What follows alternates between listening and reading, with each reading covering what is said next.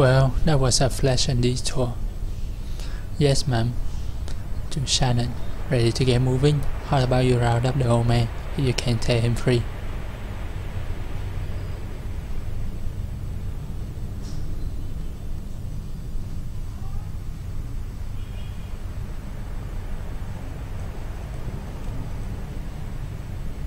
Hello, happy to be in the here and now. I heard a shuffling. Are you dragging your feet or just enjoying the sand between your toes?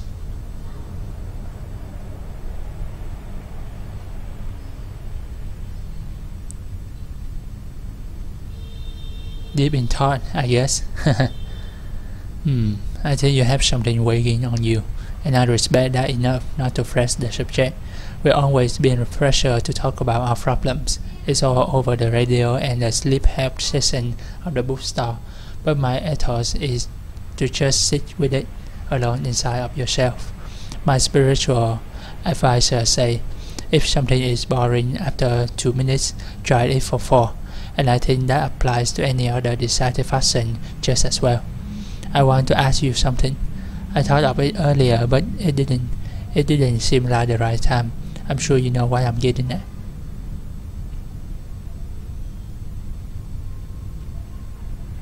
You want to ask about my friend, the old man? Oh, no, I think I read him pretty clearly. He's an outwards reflecting kind of person. I mean, he reflects the world back out, largely in color. You and I, we are inward reflecting, I think. It means we prefer the nature of the best and worst of ourselves in quiet and interior space, and that's okay. Wouldn't you agree?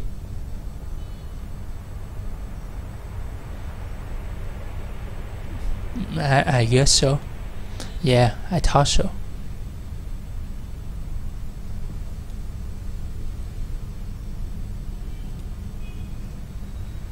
Shannon pulls a feather from the sand and brushes it clean.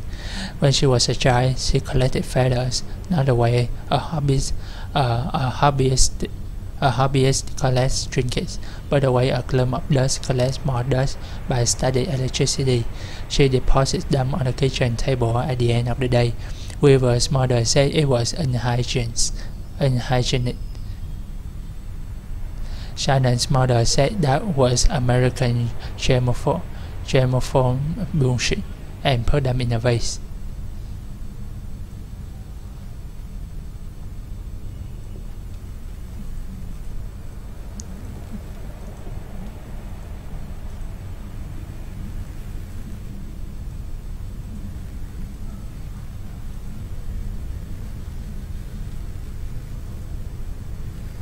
Yeah, you're right about that.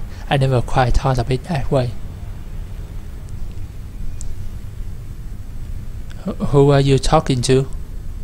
Noticing Shannon for the first time. Oh, no, it's nothing. Hey, let's get out of here. Work to be done, right?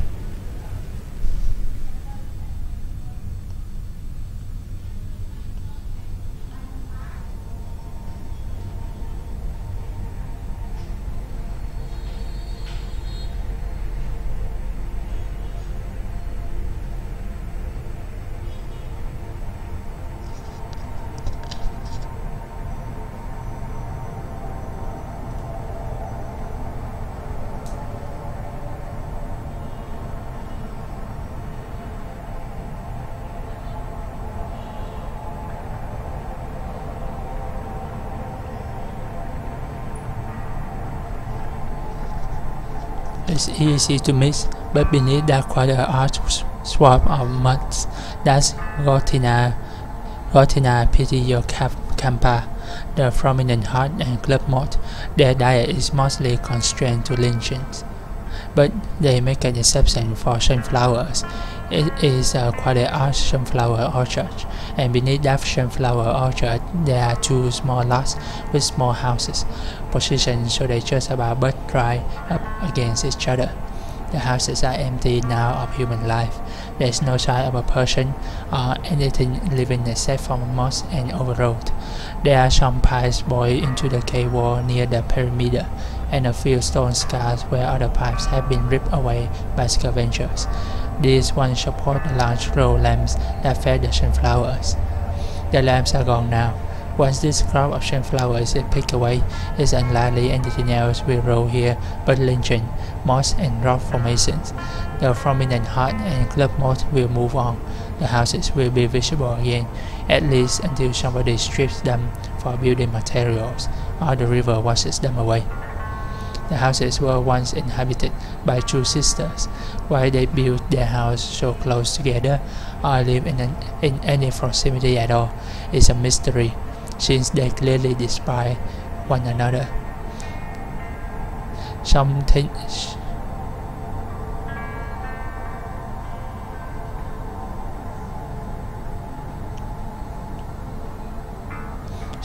they were tricked into by buying the house, maybe by an unscrupulous real estate agent, or more likely a concerned family member. It stands to reason this sorrow rip would have sent ripples of discomfort through the rest of the familiar pool. Anytime these sisters were in the same room, the tension was incendiary, or so I hear. All that energy had to go somewhere, and both sisters had the same idea. They took up gardening. They both cultivate sunflowers, an improbable crop for this location, too improbable to be a coincidence. Maybe the sunflower had some special meaning for them, or maybe when one sister saw her rival showing the impossible seeds, she knew at once she couldn't bear to be outdone. Which sister had the ring of thumb, we'll never know. The stalks tangle, the roots knot, and the seeds mixed. Those gangy sunflowers merged the two lots into one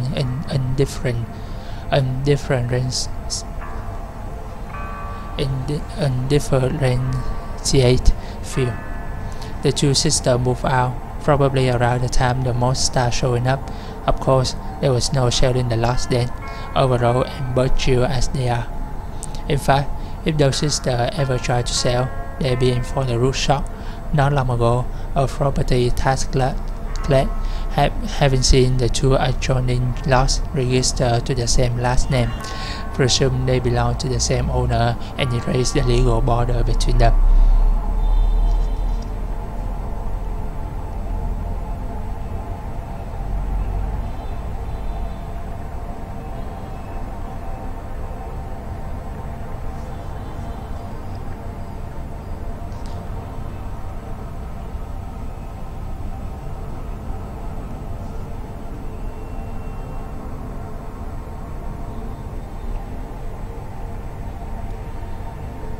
Clara, Kate and I stopped to do some business by telephone.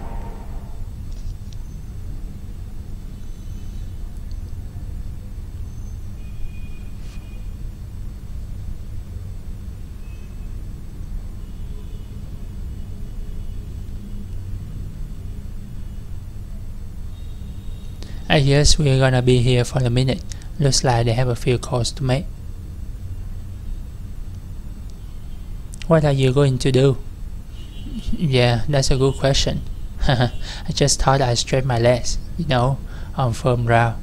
I didn't realize this place would be floating on barrels. Back when I was driving long hauls, that's the real big trucks. Now I sometimes wouldn't leave the cab but to pump gas. I took my meals in there. I slept in there. I changed my socks in there. The whole thing. So one time I was hauling a bunch of baseballs, telephone wire I think, actually up from California into Washington State. You know where that is? It's way out on a map. It's kind of to the left up here, more or less. In between California and Washington, there's a place called Oregon, and you can pump your old gas there. They have a guy who does it called a gas jockey, and you better not even open your door, or they get all suspicious. I drove through California and into Washington, and I refueled in the middle in Oregon, and so I didn't set foot the route straight up like it missed me. Gave me a big old kiss right on the chin, right here.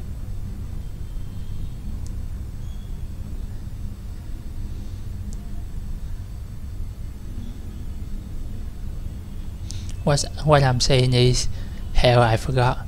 What am I talking about?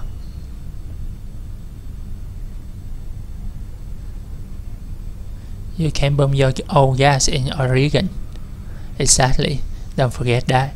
And don't say I never taught you anything. Well, I guess I had bought. Might see if I can find any of the good stuff in the, maybe in the spy cabinet, maybe in the medicine cabinet.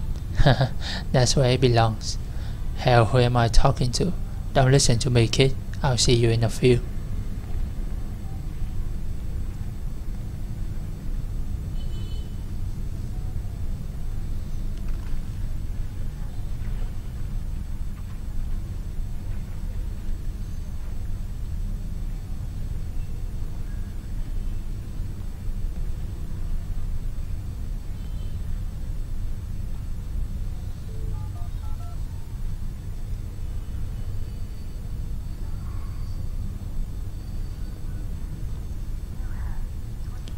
You have 23 new messages.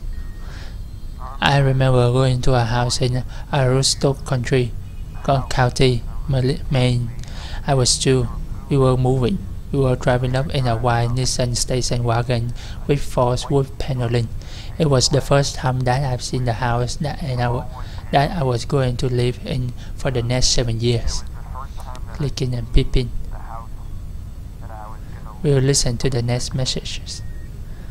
Being washed in the bathroom sink. I was just parking my car. I had to parallel park it. The street that I live on was full. It just got cold today for the first time in a long time. So I had the heat on, and whenever you had the heat on in an old car, it definitely smells a certain way. It smells kind of like, you can smell that it's hot. You can feel it too. The smell is from the car itself, like from the engine.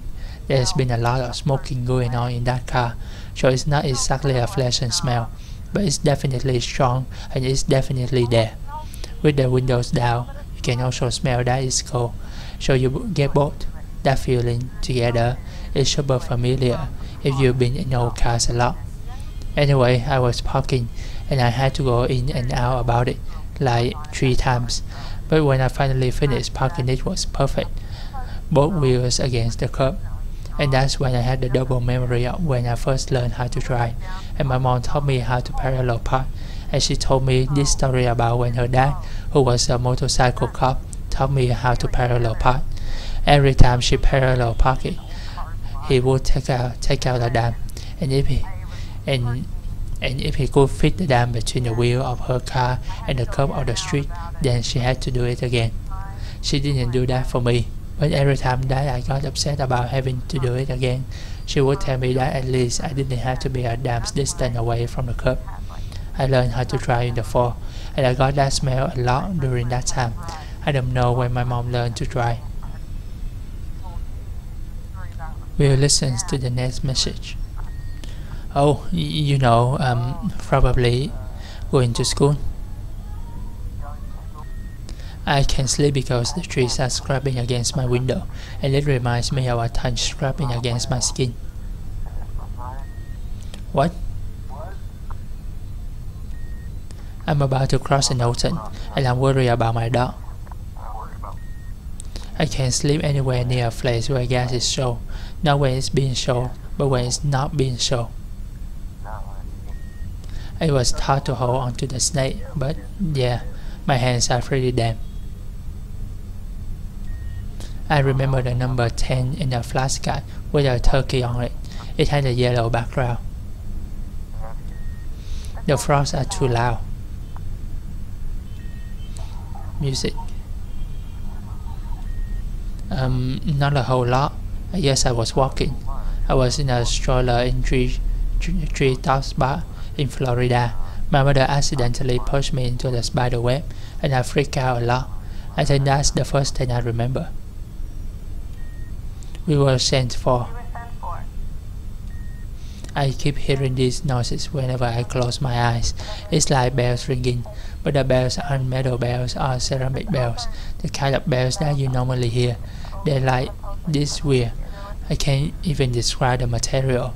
It's just resonance, just ringing, resonance, and as soon as I open my eyes again, there's nothing.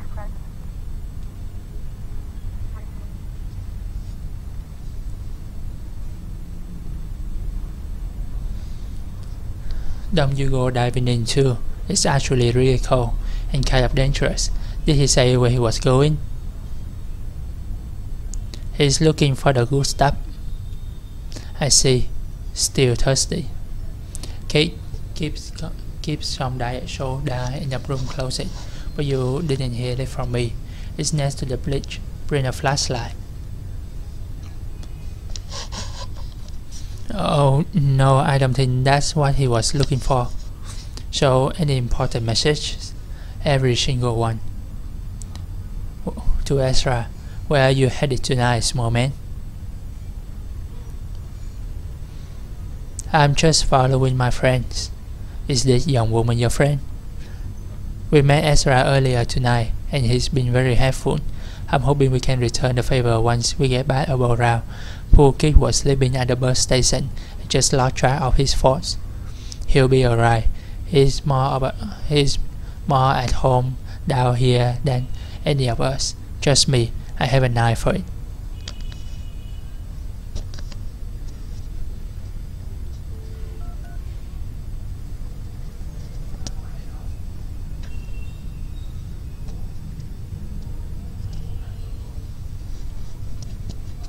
Okay, thanks for calling. I hope I didn't wake you up. No, I can't really get comfortable enough to sleep anymore, except in the car. Oh, not driving in the passenger seat. Recline. Eric drove me around in the reservoir this afternoon, and I got an hour or two in. I couldn't get settled in bed, so I was just watching TV, some cooking show about high conception food, and everyone from my high school chemistry class was there, making cupcakes out of old bicycle parts. I think I might have dozed up a bit, actually. Honestly, this baby can come out whenever he wants.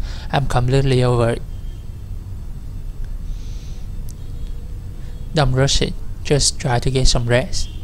That's what Eric says. I guess it happened when it happens. I mean, obviously the phone line makes a horrible sound. Whoa, God, the phone's down here is such a mess. Hey, Kate, I really appreciate you checking in. I have your pager number, and so does Eric, just in case I'm too distracted or whatever.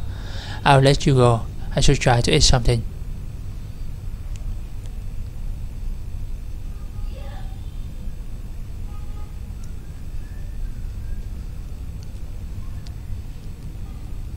Try some of that linseed oil I left, just to help settle your stomach. Okay, thanks. Maybe I'll just chew on some ice. Talk to you soon, Kate. Hopefully.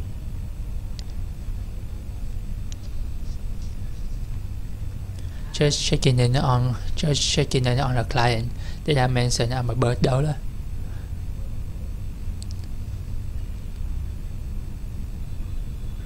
That's like a nurse, right? Well, no, I don't have any formal medical training or licensing, just a lot of experience. I think most women who hire me mainly want someone in the delivery room who doesn't treat childbirth like some kind of disease to be cured. I mean, no hard feelings against doctors, but they have their own process, and they can be pretty alienating sometimes. Wow, how does that fit with being a tugboat captain? Some women choose to come labor on the boat, actually. For the rest, I have a backup, just in case I can't get back to dry land in time. I've been lucky and only had to learn on her a handful of times, out of several hundred birds. You never believe how many people are just born all the time. Your friend went back aboard. He's been drinking a bit. Oh, I should have pointed him toward the head.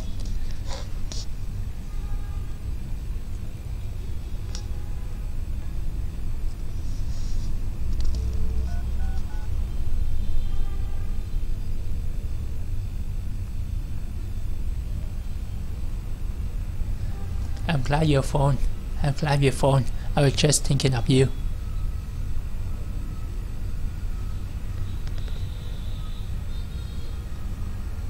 Sorry I didn't call this week. I've been traveling constantly. That's fine. I visited the hospital yesterday. I went to visit Uncle Andreas, but they moved him. Now he's in a hospital care facility run by some old Polish nun. Everyone says it's very nice. I asked them about visiting and they say he didn't want any visitors.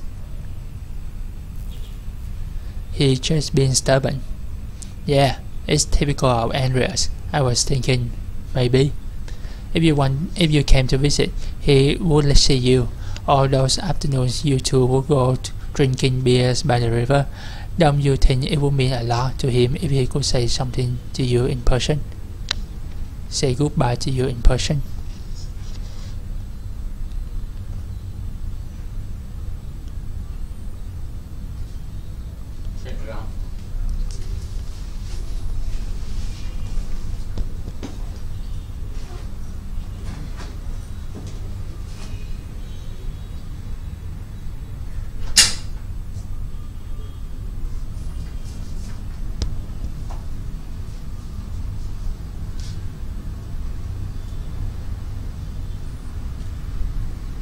Oh Nadia, I never make it back in time anyway. It's true, you're a long way from home, Clara. I suppose it can be helped. Oh, here's mother at the door. We're going to try again to see him. I hope the tour is going well. Love you. Be careful.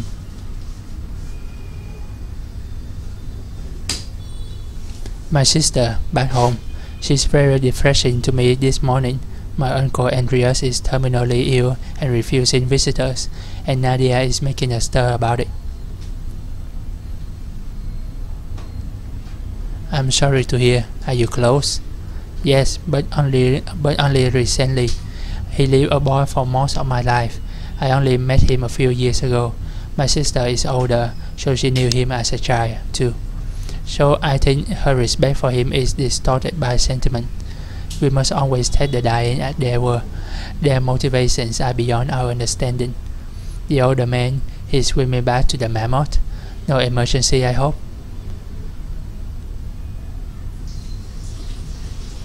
Oh, I hope there's paper. It's been a busy night. He's writing a letter. I hadn't heard that. If Euphemism must be Lithuanian. Random approaches.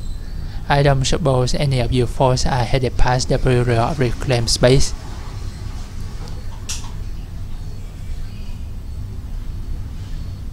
Can get a hold of you, right? Yeah, my mom usually picks me up from work, but I got wrapped up in a card game and I didn't call her in time. I hitched a ride this far, but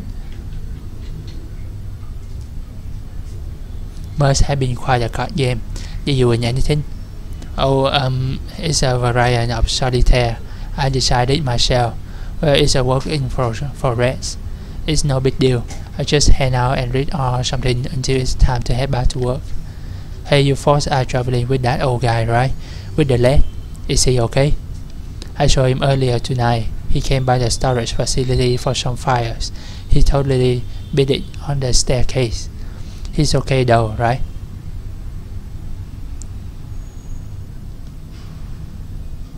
I think so. I don't know him too well. He's a passenger. Cool. Hey, I guess he's well enough to swim. Well, have a good night. Morning almost.